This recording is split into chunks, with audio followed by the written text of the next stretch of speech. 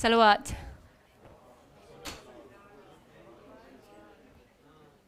We're inshallah going to start the program today with the recitation of the Qur'an from Muhammad.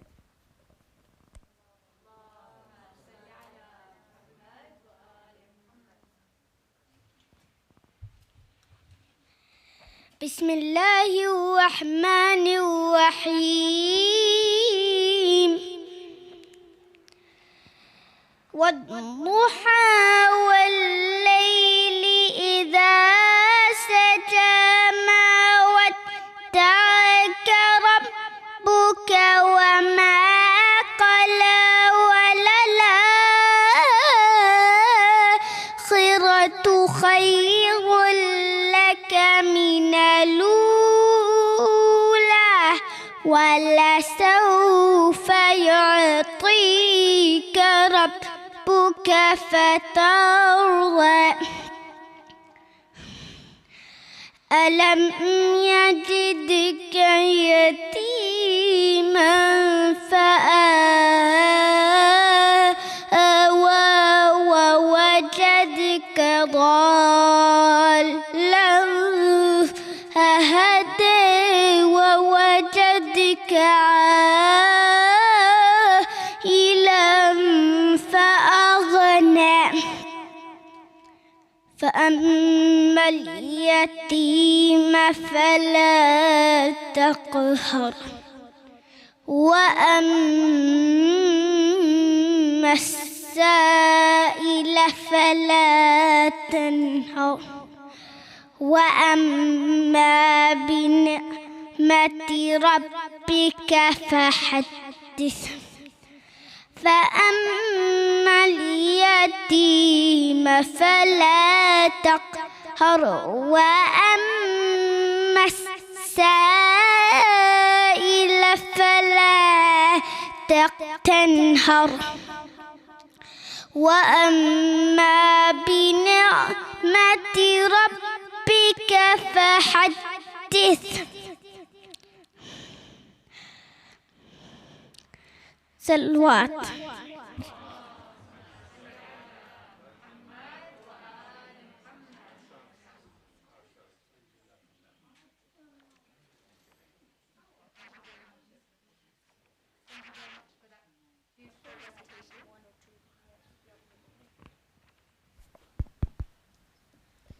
Thank you very much for that beautiful recitation.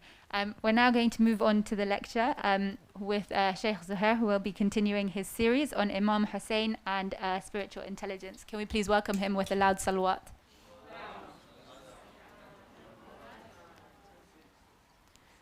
Shaykh Zoheir Esmail studied accounting and finance at the LSE before qualifying as a chartered accountant.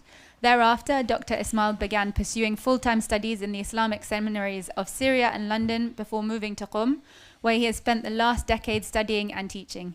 He was awarded a doctorate in philosophy from the University of Exeter with his thesis. Salawat.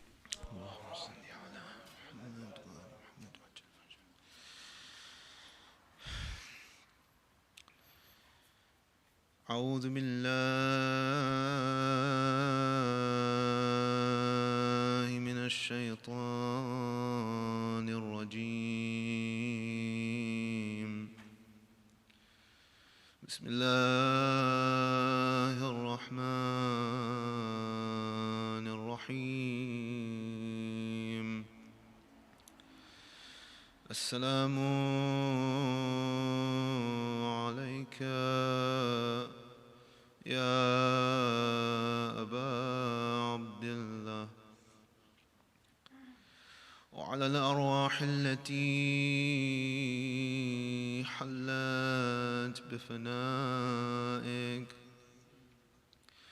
عليكم مني جميعا سلام الله سلام الله أبدا ما بقيت وبقي الليل والنهار ولا جعله الله آخر العهد مني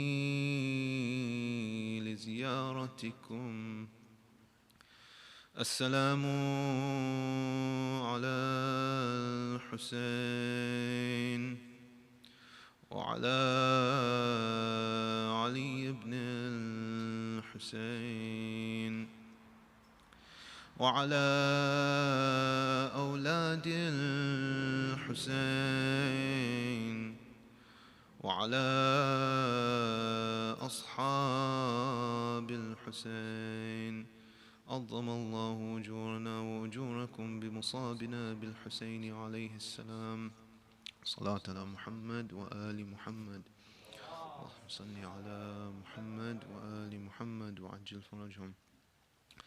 Alhamdulillah, so we have reached the end of this series of lectures on spiritual intelligence.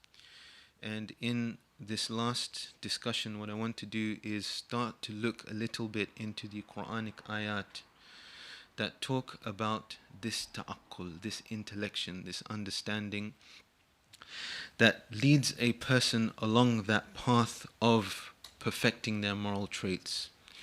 And of course, Quranic discussions are usually multi-layered, and when it comes to a concept which is so firmly rooted in the basic understandings of our religion, these discussions can become very detailed, because there are a lot of ayat that talk about intellecting. You've heard, for example, many times, أَفَلَا يَعْقِلُونَ, do they not intellect?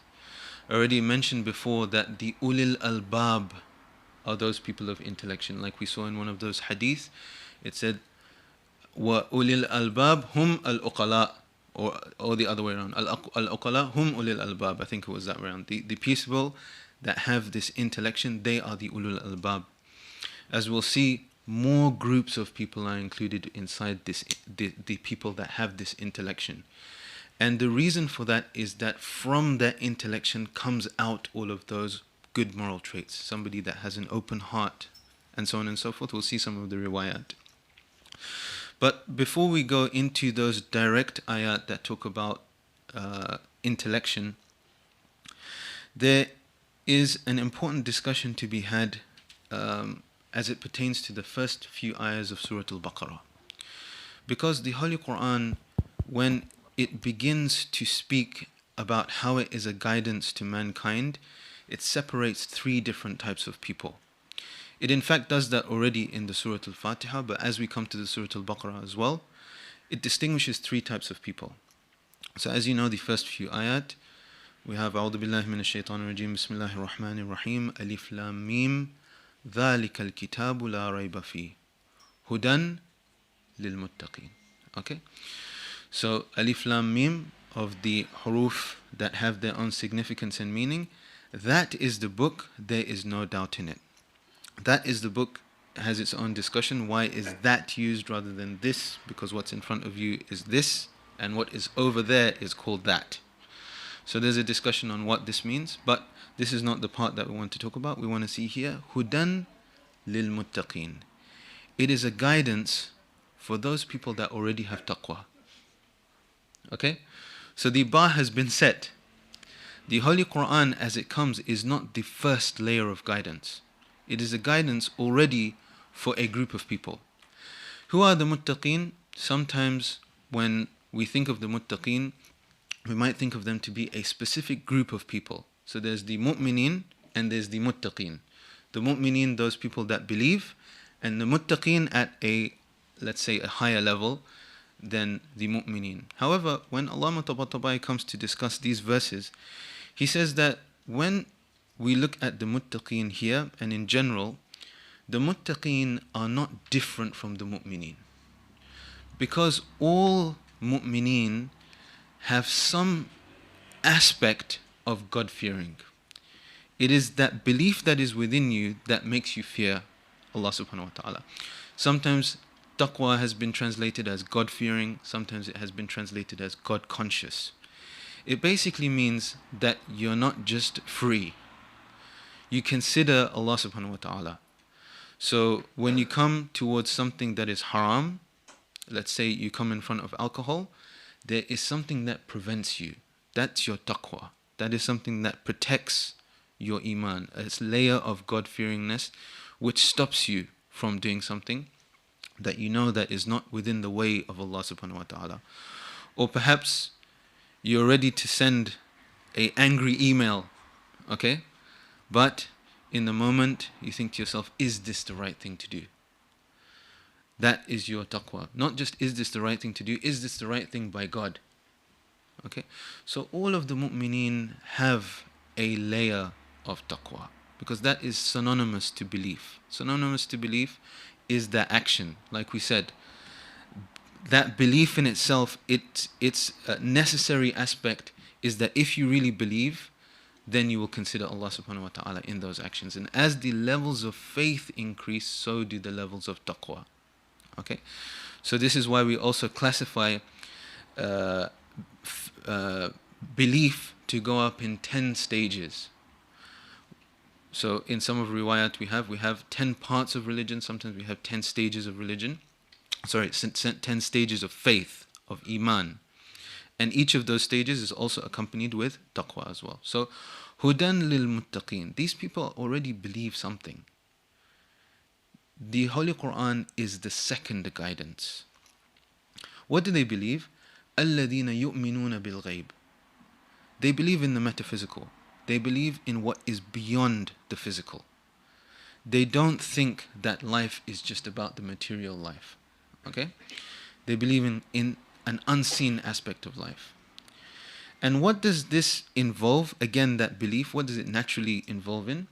وَيُقِيمُونَ الصَّلَاةِ وَمِمَّا رَزَقْنَاهُمْ يُنْفِقُونَ. So that belief in the unseen also has its natural consequences.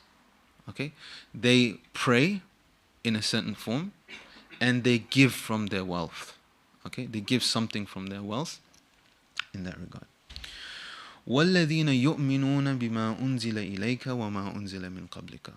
So not only do they have this belief of the unseen, they also believe what has come to the Holy Prophet ﷺ and what has come before him. They're not completely out of any kind of understanding of the revelatory process. They have seen that there are other religions and that they have seen that this religion of Islam has come as well. وَبِالْآخِرَةِ هُمْ يُوقِنُونَ. And they are certain about the hereafter. Okay, so these, as you can see, these three traits, believing in the unseen, believing in prophethood in general, and the prophethood of Rasulullah sallallahu alaihi wasallam in specific, and being sure about the Day of Judgment, these are the requirements before hudan lil muttaqeen. These are the people who this Qur'an is a guidance for. أُولَٰئِكَ عَلَى هُدًى مِّن رَبِّهِمْ. So they're already on a guidance from Allah subhanahu wa ta'ala. وَأُولَٰئِكَ هُمُ الْمُفْلِحُونَ. And they are the successful. So as we can see here from these ayat, there are two parts to guidance. The first guidance is before revelation, this revelation of the Holy Qur'an. And the second is synonymous with and in a, if you like, vertical line with that guidance. So once that guidance is there, then there is another type of guidance that comes and develops that initial guidance. And Allah Ta'ala, when He comes to speak about this, He says that this is not just the case with belief. Because if you start looking at the ayat that come afterwards, we have about the people who disbelieve, that then Allah subhanahu wa ta'ala seals their hearts. So there's disbelief and then there's a sealing. Okay, sealing of their hearts. And the same thing with hypocrisy. في قلوبهم مرض فزادهم الله مرضا. There's already a problem, there's already a sickness in their hearts, and so Allah subhanahu wa ta'ala increases that sickness. So there's initial guidance and further guidance, initial disbelief and further disbelief, and there is initial hypocrisy and further hypocrisy. And there are other ayat that also back up this idea. So for example, فَلَمَّا زَاغُوا أَزَاغَ اللَّهُ قُلُوبَهُمْ, which is that once they deviated, then Allah subhanahu wa ta'ala made their hearts to deviate. So as if to say that there is something in our control, and then there is a consequence to what we do. There is a consequence to the path we take. If we take the path of guidance, further guidance arrives. If we take the path of disbelief, further disbelief arrives. So in other ayat as well, يضل به كثيرا ويهدي به كثيرا وما يضل به إلا الفاسقين, which means that Allah subhanahu wa ta'ala guides by it many people, and He makes many people go astray by it and many people to be guided by it, but He only misguides those people who are already fasiqeen, those people who have already transgressed the bounds. So now when Allah comes to speak about what is the first guidance, what is this first guidance that enables a person to have these beliefs before coming to revelation and religion, He says that this is the human being's natural disposition. The natural disposition is endowed with the ability to come to all of these conclusions. Okay? It is within our natural nature to have an idea of the unseen. It is within us and natural for us to realize that there are consequences. Okay? And one of the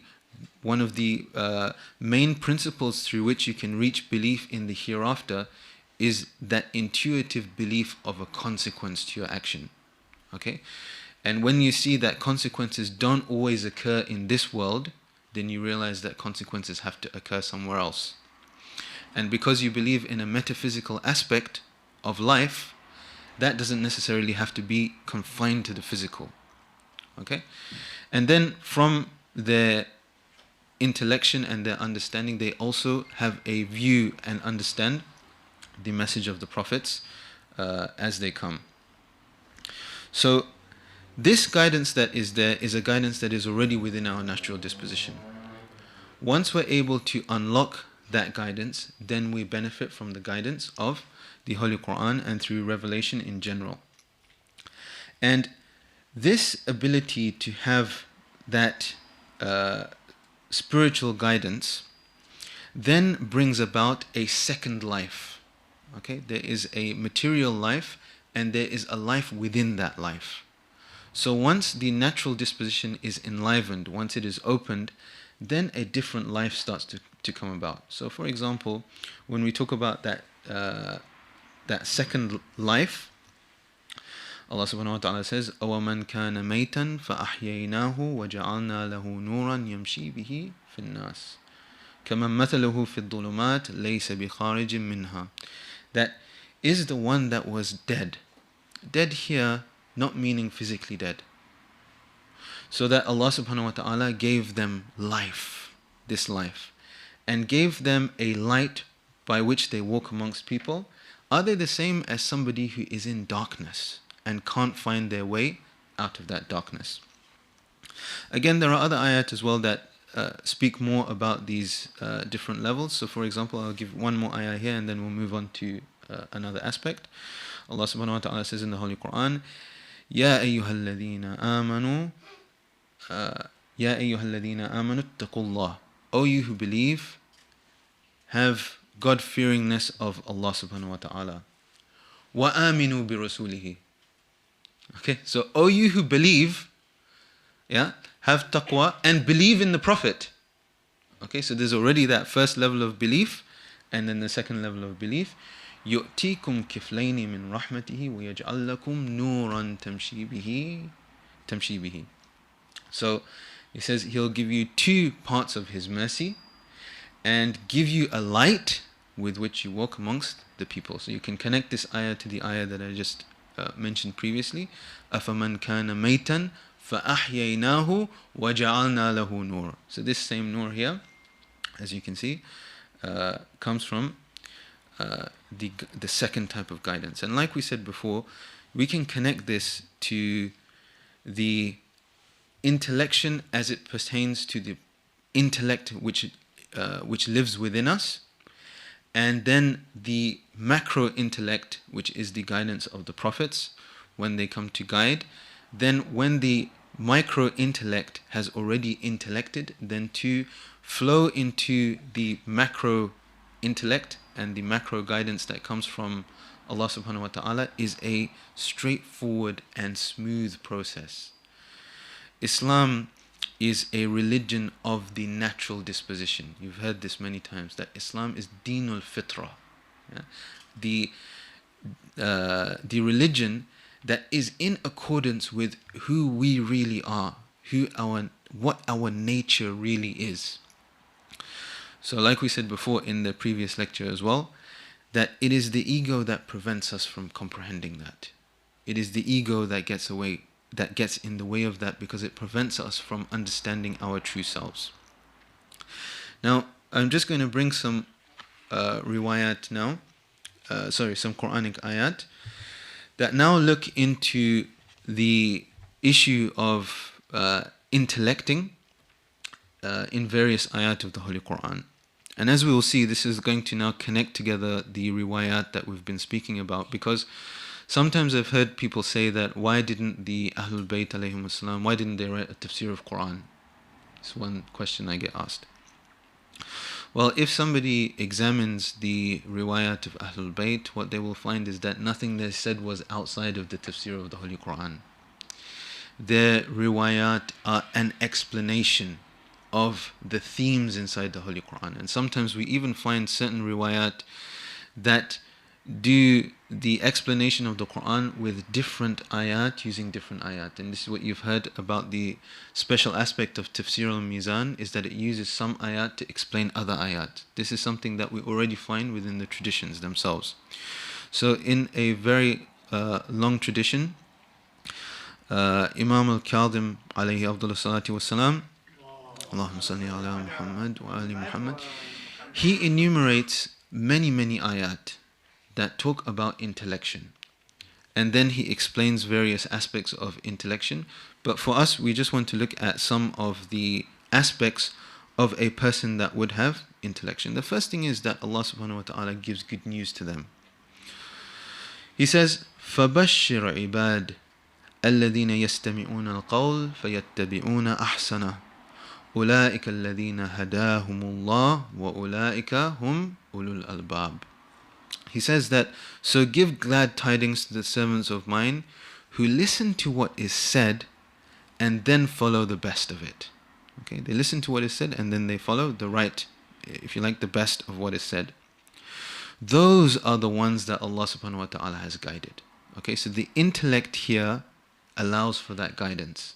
Okay, those are the ones that Allah subhanahu wa ta'ala has guided, and those alone, okay, and those alone are the possessors of intellect. وَأُولَٰئِكَ هُمْ أُولُو الْأَلْبَابِ. Those people are the people of intellection. Then, so this is our first aspect. Then Allah subhanahu wa ta'ala has also sent that guidance, and the guidance that starts with the intellect, like we discussed in one of the first riwayat that we talked about, that intellection in the beginning occurs with the person looking around them and trying to understand where they are and seeing the phenomena that happen around them as being guided through a hidden hand. So if you remember, take yourself back to the first riwayah I spoke about. We went into that in a bit of detail. So this riwayah carries on and says that Allah subhanahu wa ta'ala has proved to His creations. You remember there's hujjatain. Yeah, the first hujjah or the first proof is the intellect. So the proof of Allah subhanahu wa ta'ala's grace and mercy and power and so on and so forth is within the various phenomena. So in this ayah, وَإِلَهُكُمْ إِلَهٌ وَاحِدٌ. Your Lord is one Lord. لَا إِلَهَ إِلَّا هُوَ الرَّحْمَنُ الرَّحِيمُ. There is no other God but Him, Ar-Rahman and Ar-Rahim. إن في خلق السماوات والأرض واختلاف الليل والنهار والفلك التي تجري في البحر بما ينفع الناس وما أنزل الله من السماء من ماء فأحيا به الأرض بعد موتها وبث فيها من كل دابة وتصريف الرياح والسحاب المسخر بين السماء والأرض لآيات لقوم يعقلون. Okay, so in this these couple of ayat, it says, your God is one. the oneness of Allah subhanahu wa ta'ala is also something that somebody can intellect before having any kind of proof. There is no God but Him, and I say that because in other riwayat that we have that talk more in detail about this aspect of thinking about the creation, one of the keys to thinking about creation is to see creation and to realize that Allah is not like that. So when you see multiplicity, you understand oneness. When you see the changing of states, you realize Allah doesn't change state, and things like that. So even when it comes to the issues of oneness, these are conclusions that could be reached by the fitrah itself. There is no God but Him. He is the all-beneficent and ever-merciful. In the creation of the sky and the earth, and the alternation of the day and the night, and the ships that sail at sea for people's benefit, and in the water that God sends down from the sky, by which He revives the earth after its death, and scatters therein every kind of animal, the changing of the winds and the clouds which have been subjugated between the sky and between the sky and the earth are signs for those people who use their intellect. Here again, the first level of intellect, before even moving into the more complicated, the second level of guidance and the second level of intellection.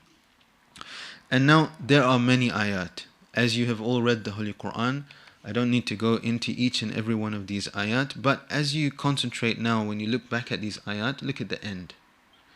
لَعَلَّكُمْ تَعْقِلُونَ لَآيَاتٍ لِقَوْمٍ يَعْقِلُونَ لِقَوْمٍ يَعْقِلُونَ, and so on and so forth. لَعَلَّكُمْ تَعْقِلُونَ. This is all talking about intellection, so that you can understand, for the people that understand. And here is the aspect here, for the people that understand. لِقَوْمٍ يَعْقِلُونَ means that these ayat are there for those people, so that they can benefit from them and move forward in that way. Then Allah subhanahu wa ta'ala, when He addresses the people of intellect, warns them. He says, وَمَا حَيَاةُ الدُّنْيَا إِلَّا لَعِبٌ وَلَهٌ وَلَلدَّارُ الْآخِرَةُ خَيْرٌ لِلَّذِينَ يَتَّقُونَ أَفَلَا تَعْقِلُونَ. He says, the temporal life is but sport and amusement, whereas the abode of the hereafter is certainly better for those who fear God. Why then do you not use your intellect? So He warns the people of intellect to use their intellect in this regard. And as we spoke yesterday, those first stages of moving out of ignorance is to think about the transient nature of this world. And through that, a person can pull themselves out. Then Allah subhanahu wa ta'ala also warned the people of intellect when it came to the destruction of others. So I won't read these ayat, but again, if you look at the end, you'll find statements such as أَفَلَا يَعْقِلُونَ. Then Allah subhanahu wa ta'ala linked between the people who know and the people who intellect. So now what we're doing here, what I'm going to show you here, is that the circle of what it means to intellect covers more than just the people who of intellection. We'll see they cover here the people of knowledge. He says, تِلْكَ الْأَمْثَالِ نَضْرِبُهَا لِلنَّاسِ وَمَا يَعْقِلُهَا إِلَّا الْعَالِمُونَ. He says, these are the comparisons for all people. We draw these comparisons for all people, but none fully comprehends except those possessed of knowledge. People cannot comprehend it unless they have knowledge. So the people of knowledge and the people of intellection are brought together. There's also another group which is brought together with the people of intellect. Just let me find the ayah here.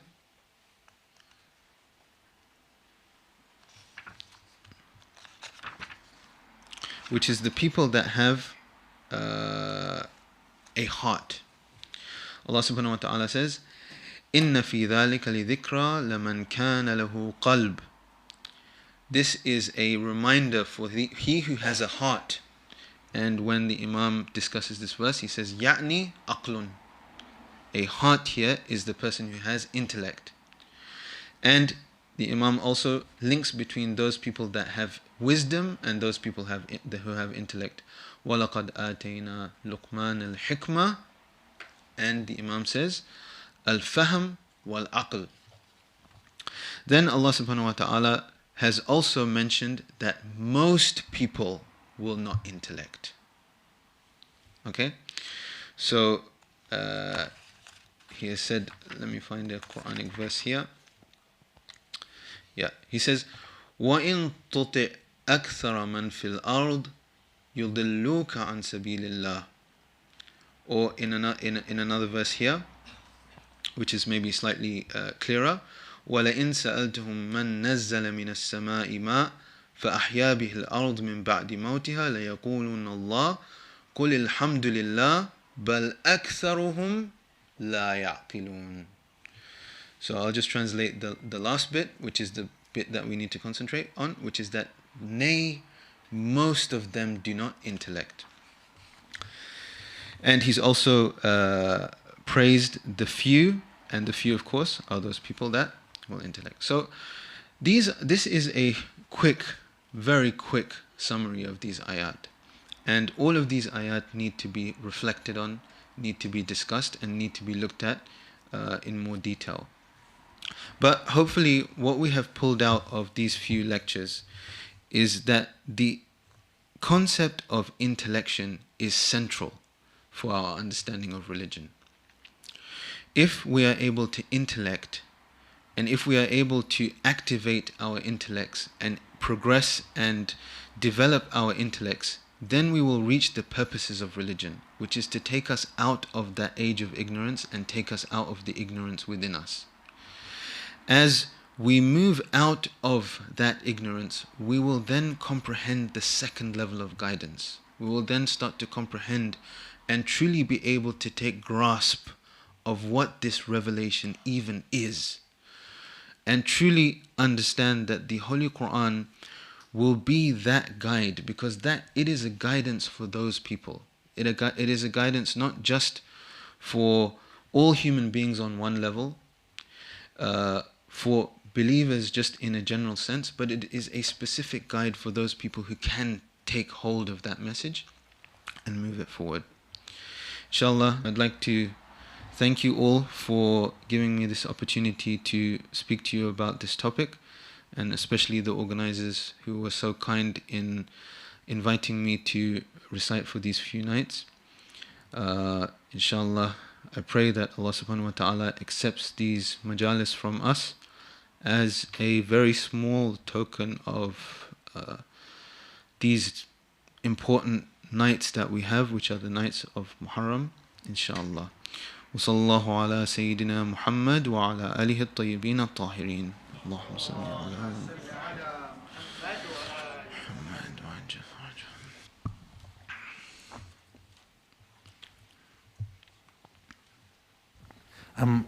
If there are any questions from either side?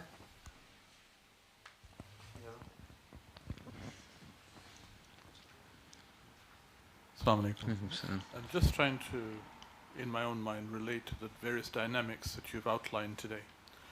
So my understanding is that faith is a prerequisite to access to the guidance that Allah subhanahu wa ta'ala has given us. And intellection on that leads to knowledge. And then there is an iterative relationship between knowledge and intellection. And the more that you intellect, there is an increase in knowledge. And that in turn then feeds back into faith and increases faith as well. Is that a reasonable summary of what you've said? Yeah, I think, yes. Like I said, there's that initial faith that comes from the activation of the intellect that we're endowed with. And then the macro intellect comes and perfects that for us. And like you say, there is this relationship where the more intellection, the more knowledge, the more faith. And it works in that kind of progression until a person reaches a level of spiritual achievement where they realize that they have achieved certain goals that are laid out by religion. And that is what is meant by spiritual attainment. Yeah, so thanks. Thank you very much. I was feeling that when you say that you need to have a predisposition of belief before you can access the book, which is obviously the first sebab. Is this predisposition linked anyway to the idea of Hanif in the Quran?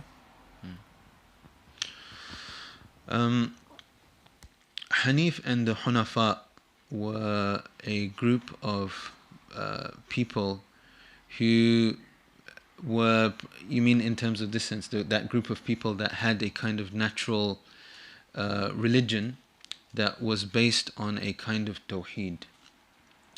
Yeah, I mean, when we talk about the natural disposition, there's a big discussion to be had on what this actually is. But to summarize it, as creations of Allah subhanahu wa ta'ala, we cannot help being connected to Him, because He created us and didn't just create us and leave us. It's not like products that come off a line, created and go your own way. We are so dependent on Allah subhanahu wa ta'ala within our very essence that we recognize Him. And that Deen al-Hanif that you're speaking about, that Deen al-Hanif is, if you like, without any confusion of other kind of influences that allows a person to be of the Hunafa. So I'd have to look and see if there's a direct relationship, but I can certainly see what you're saying here about the Deen al-Hanif and the Fitra. Yes, there's a Quranic verse here. فطرة الله التي فطر الناس عليها لا تبديل لخلق الله ذلك الدين القيم. Then after this verse it says حنفاء لله غير مشركين به. So yes, the direct connection, sorry. As you can see from these two ayat, how they flow together. The first ayah is talking about the fitra, and the second is talking about the pure religion. So, inshallah. Any final questions from either side?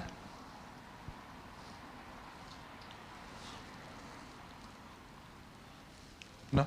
Okay, thank you very much.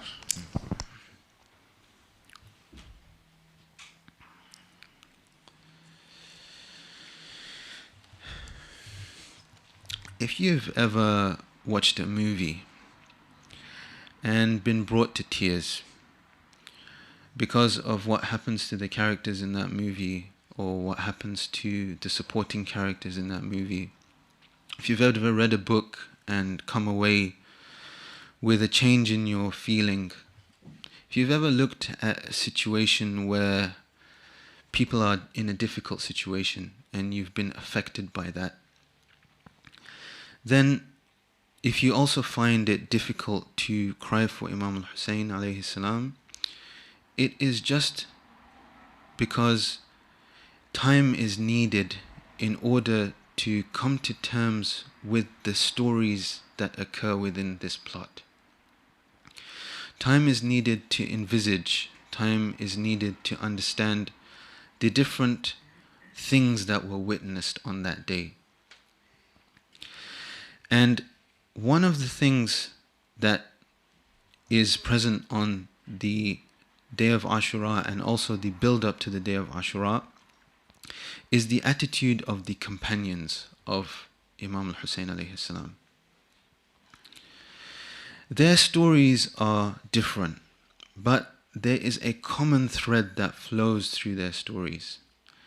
And that is that when they looked at the story of Imam Husayn alayhi afdalus salatu wassalam, they found no way in which they could leave him. On the night of Ashura, as you know, the companions were offered to leave Imam Husayn. He offered them to leave. But none of them could leave.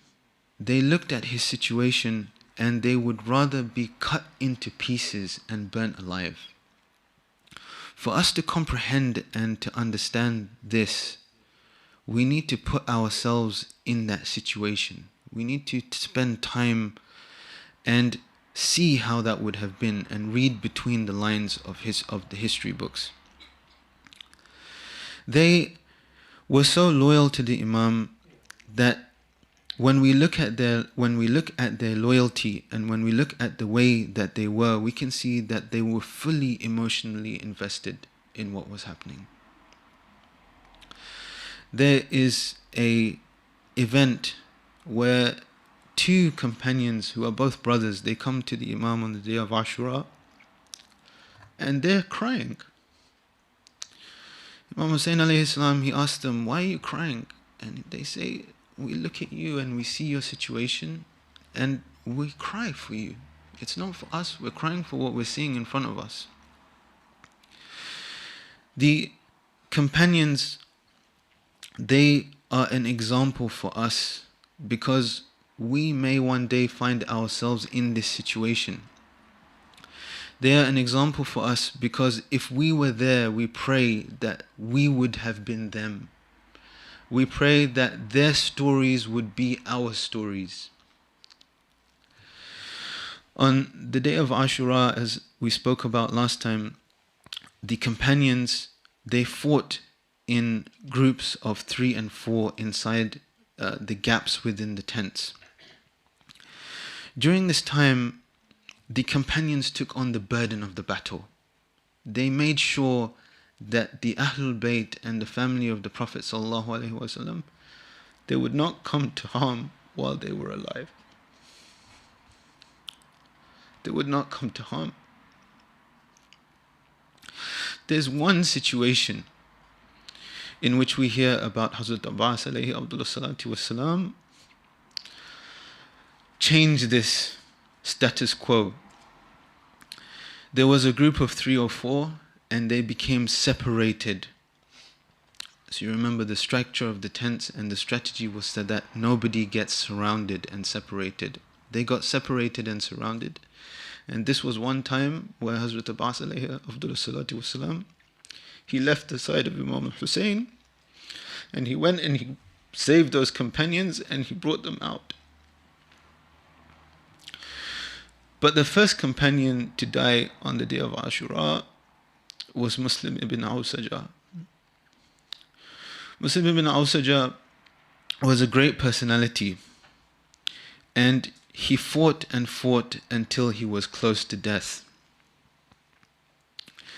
When you fight in a battle of swords, you don't die with one stroke. You die with many, many wounds.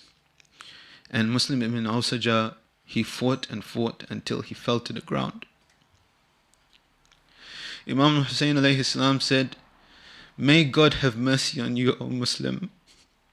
Then he recited this Quranic verse, "Among them is the one who has fulfilled his vow, and among them is the one who waits, and they have not altered in their commitment at all." Habib came close to him and said, "By God, your passing is hard for me to see, O Muslim. Well done for attaining paradise." Muslim responded in a weak voice, "May Allah give you good tidings also." Then Habib says something to him.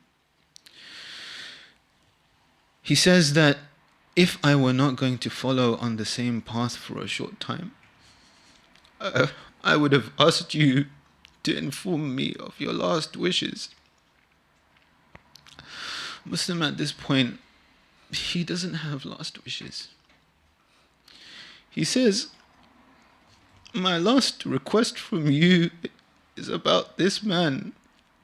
And he pointed his hand to Al-Husayn, and to fight in his defense until death overcomes you.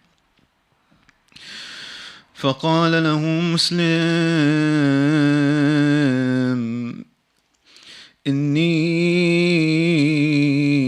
أوصيك بهذا، وأشار بيده إلى الحسين عليه السلام، فقاتل دونه حتى تموت. The last companion to sacrifice his life was Suwaid bin Amr. And after the companions had died, there was nobody to defend the Ahlul Bayt.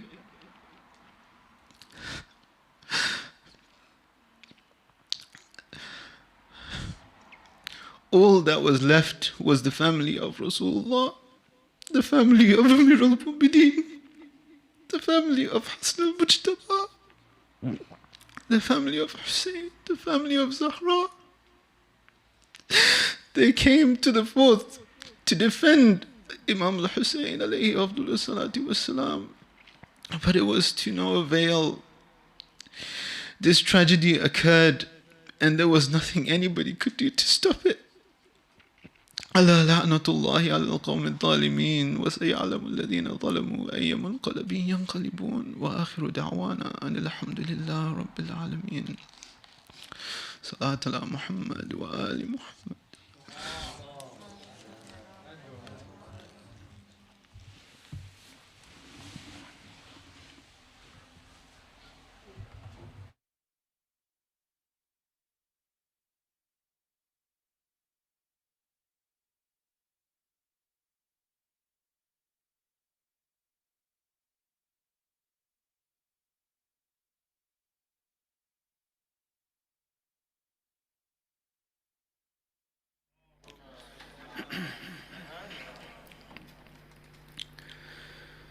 معجزے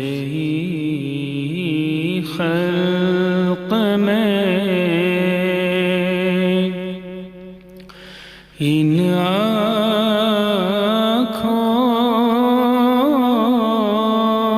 نے کیا کیا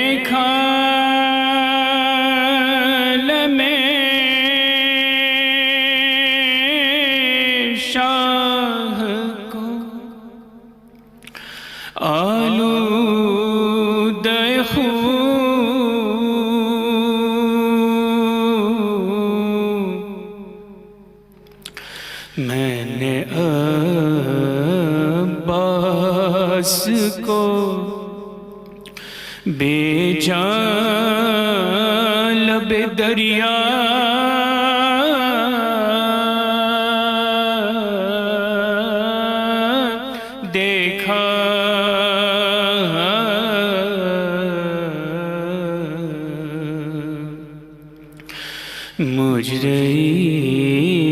خلق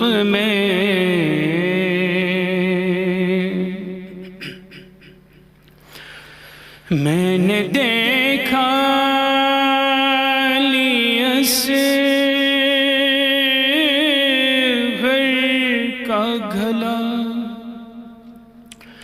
خون میں تر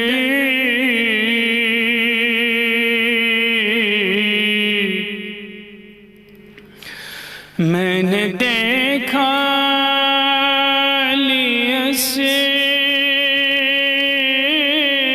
غیر کا گھلا خون میں تر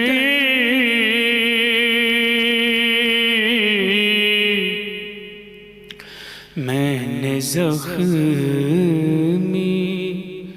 علی اکبر کا کلیجہ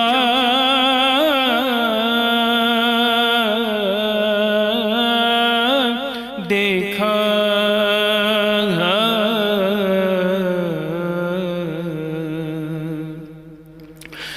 مجرئی خلق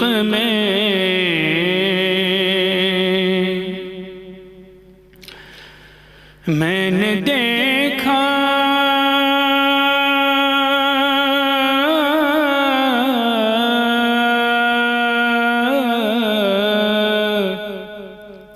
میں نے دیکھا شہ مظلوم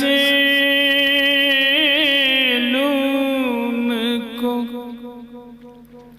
خنجر کے تلے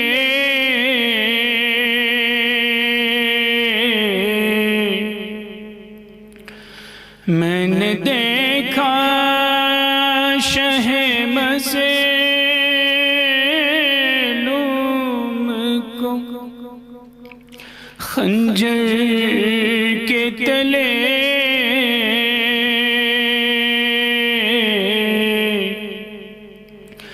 میں نے بے گور و کفن بھائی کا لاشا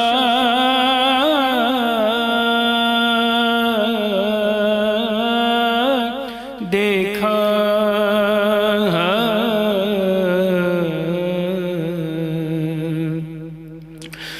مجرئی خلق میں ان آنکھوں نے کیا کیا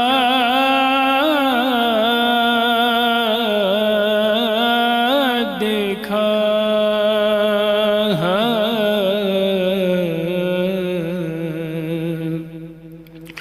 مجرئی خلق میں محمد صلی اللہ علیہ وسلم.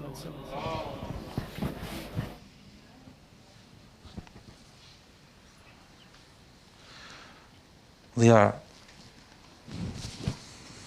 بسم الله الرحمن الرحيم. السلام عليك يا سيدي يا مولاي يا رسول الله. السلام عليك يا سيدي يا مولاي يا نبي الله. السلام عليك يا سيدي يا مولاي يا محمد بن عبد الله ورحمة الله وبركاته. السلام عليك وعلى زوجة الوفية الغراء خديجة الكبرى أم المؤمنين. السلام عليك وعلى ابن عمك أمير المؤمنين علي بن أبي طالب الصغير رسول رب العالمين. السلام عليك وعلى بضعتك الصديقة الطاهرة فاطمة الزهراء سيدة نساء العالمين. السلام عليك وعلى ولديك الإمامين الحسن والحسين سيدي شباب أهل الجنة. السلام على الحسين وعلى علي بن الحسين وعلى أولاد الحسين وعلى أصحاب الحسين جميعا ورحمة الله وبركاته. السلام عليك وعلى أئمة المسلمين من ذرية ولدك الحسين علي السجاد ومحمد الباقر وجعفر الصادق وموسى الكاظم وعلي الرضا ومحمد الجواد وعلي الهادي والحسن العسكري والحجة بن الحسن المهدي. السلام عليك يا سيدي يا مولاي يا صاحب الزمان عجل الله تعالى فرجك وسهل الله مخرجك وظهورك، واجعلنا من أنصارك وأعوانك والمستشهدين بين يديك. بسم الله الرحمن الرحيم. اللهم كن لوليك الحجة ابن الحسن صلواتك عليه وعلى آبائه في هذه الساعة وفي كل ساعة وليا وحافظا وقائدا وناصرا ودليلا وعينا، حتى تسكنه أرضك توعا وتمتعه فيها طويلا. فصل اللهم على سيدنا محمد وآله الطيبين الطاهرين.